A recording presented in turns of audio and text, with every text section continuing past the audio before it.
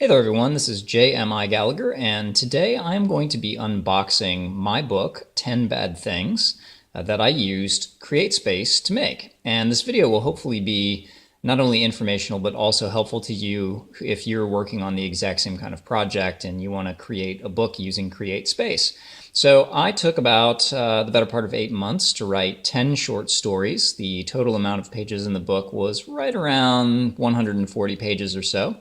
And I then used CreateSpace to have this book put together. You and I are both seeing this at the exact same time. This is what's called a proof, which means that they're sending this at a discounted cost to me, the author, so that I can look at it and agree to what they've done, and then they will put it up for sale and print multiple copies of this. So what I'm going to do is open it for you and for me, since the both of us are going to be taking a look at this the first time together.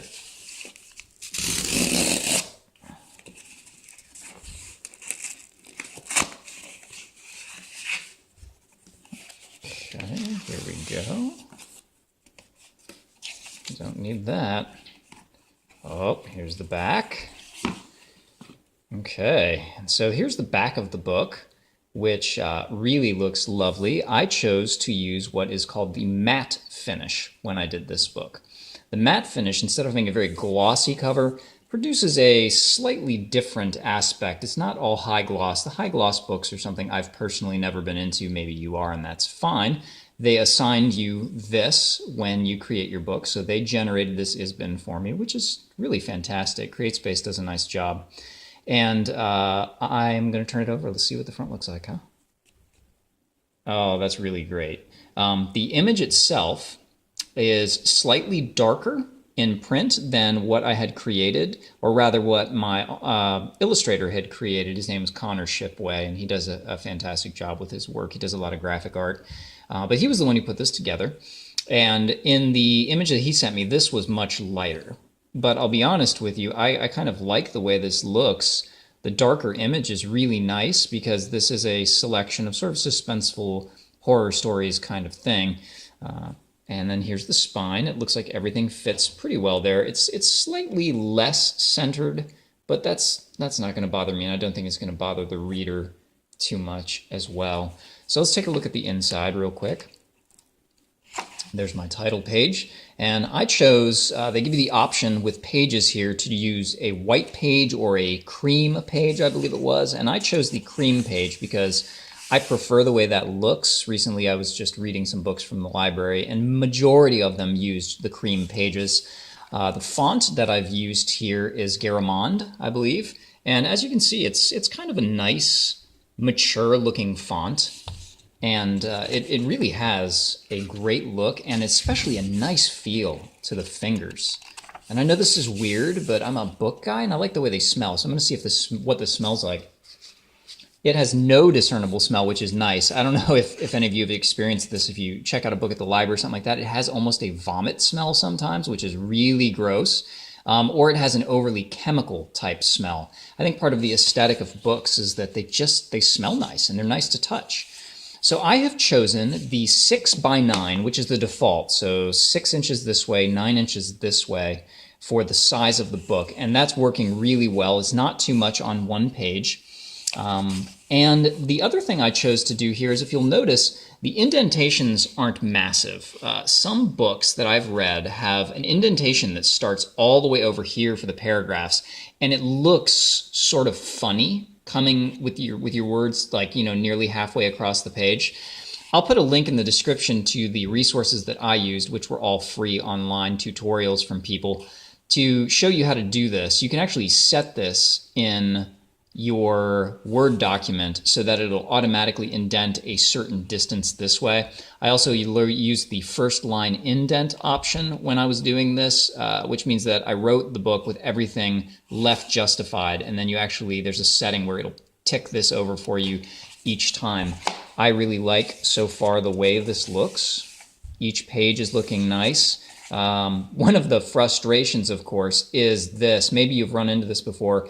In Word, you'll put insert page numbers, and it will start numbering your page from the very title page. I'll have to find the link I used for that so that you can all see it, but essentially there is a setting where you use the heading and the footer to insert this number about 2 or 3 pages in, and that's what happens here. So now it matches up much better. There is no internal artwork for my book, and we did that on purpose just to keep costs down a little bit, and size-wise there's a lot of words to it. This is interesting because I used a slightly different font here, and it looks really crisp. It's come out really nice. I like the way that looks because it's supposed to be a handwritten note, in contrast to the Garamond here. I don't remember what this was, some sort of script, I believe it was. But as I look through the book, I'm really pleased with the way it looks. The numbering of the pages is nice. I may go in and see if I can change the font on this, because again, this is the proof. I wonder if there's a way to do Garamond for these numbers, because I think the numbers were like a default of Calibri or something like that. So I will take a look at that. There is no what do you call it, author page in the back or anything. It's just the regular mat. And as you see, it says proof because this is just for me to look at. So here it is, again, made in the USA. Columbia, South Carolina, apparently, is where this bad boy was printed. But I'll be honest with you, because honesty is a good thing. There is actually a watermark image of the guy who's on the front here. And you can't hardly see it on the back. It's come out pretty dark. But that's, again, I'd say that's completely negligible. I like the way the cover looks. I like the way the book looks for the 6x9 trim. It's not too thick. It's not too dense. And it's a readable sort of thing to look at. I really like this. And I'm going to go back through and make only a couple changes probably before we go straight up to print. And that's I'm going to choose a slightly different font for this. I am likely going to, do one last spell check through this book, but otherwise I'm very pleased with the outside. I'm very pleased with the size of the book. I'm very pleased with the feel of the book. I love the way the pages look. The cream is really a nice thing to look at. And shortly after I resubmit this, they'll suggest to me, would you like us to go to print on this and make it official for sale? And I will say yes. I've already put this up on KDP, which if you're used to using Amazon, Kindle Direct Publishing is a fantastic outlet as well. So this book is available in digital format, and it will also be available in this format as well, which is great because everybody likes to be able to hold a book in their hand.